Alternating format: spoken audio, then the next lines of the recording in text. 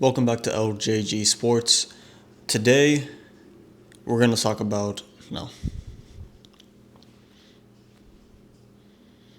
Okay, boys, let's talk about how Houston Texans quarterback CJ Stroud was kind of disrespected in this latest NFL QB power rankings. This is done by Cody Benjamin of CBS Sports. And honestly, it's not only is it disrespectful to CJ Stroud, it's honestly not a good list at all.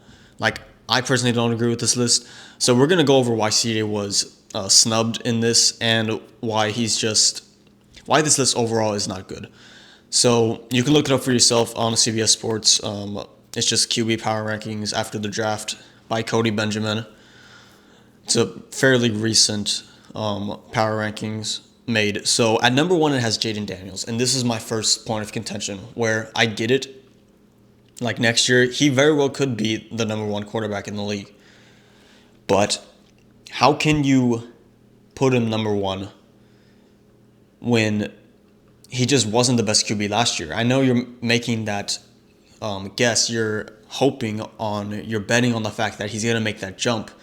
But like guys like CJ Stroud, who had a sophomore slump, guys who are really good as rookies sometimes in their sophomore year after NFL defenses know how they play, how they run their offense, it can you can fall into that sophomore slump. And I just don't think it's fair to put him at number one because, again, could he be by the end of next year? Yes. But he did not play like the best quarterback last year. And there's just guys with more experience on here, and it just doesn't make sense to me.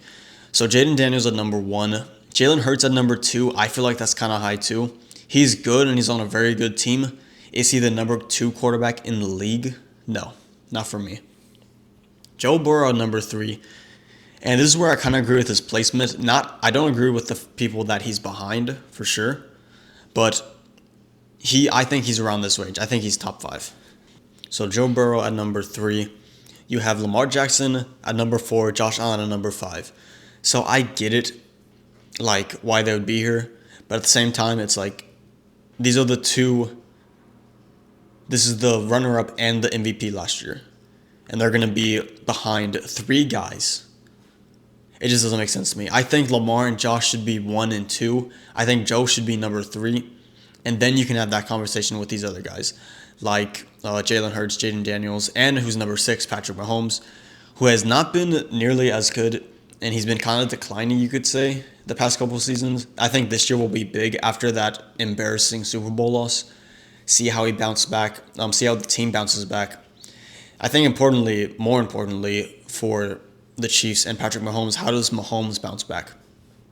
Like I said, he's been, the past couple of years, been throwing more interceptions, hasn't been as good. Obviously, his wide receiver help has not been the best, but he still has competent wide receivers with a good O-line and a great head coach. So that will be interesting to see how Mahomes does next year. Matthew Stafford at 7, I can't complain. Jordan Love at 8, can't complain. Jared Goff at 9, sure. Brock Purdy at 10, definitely disagree with. I don't think he's that good. I think obviously last year the 49ers were so injured that it's like, okay, I get it. But even with the healthy 49ers team, I think he's just really good at playing in a system. And I wouldn't have him, especially above CJ Stroud. Baker Mayfield, Justin Herbert, and CJ Stroud at 13. And my thing is, okay, is CJ a top 10 quarterback after last year? Maybe not. I think there's questions for that. But for me, anyway, guys like Brock Purdy, guys like Jared Goff should not be ahead of CJ Stroud.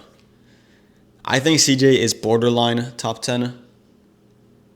And they should give him the benefit of the doubt about how last year, he didn't have time to throw the ball. And now we have a new offensive coordinator.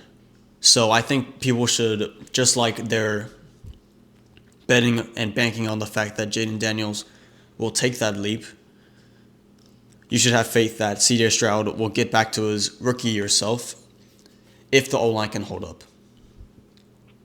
But other than that, Justin Herbert, I would say it's a toss-up who's better there.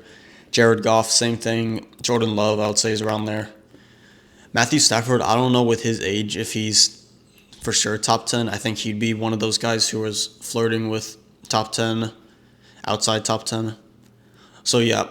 Then the rest of the list, just for anyone who's interested, goes from 14, Dak Prescott, Bo Nix, Caleb Williams, Geno Smith, Trevor Lawrence, Drake May, J.J. McCarthy, Tua Tagovailoa, Sam Darnold, Kyler Murray, Justin Fields, Cam Ward, Bryce Young, Michael Penix Jr., who I'm actually really high on.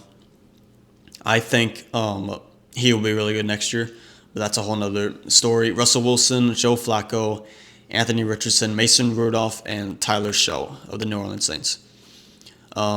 Yeah, so again, this list I don't think is really that good. I think Jaden Daniels at 1 is a bit much. But, fair play to him. I guess this guy, Cody Benjamin, thinks highly of him and he firmly believes that, and he put it out there. So I respect it, but again, I just think this list has many flaws in it, and I think CJ should be closer to the top 10 than he is in this list at 13. But that's just me. Let me know if you agree with this list or disagree. Let me know if you agree or disagree with my takes on this list. Do you think CJ will bounce back next year? Do you think the Texans' offense will bounce back next year as a whole? Let me know down below.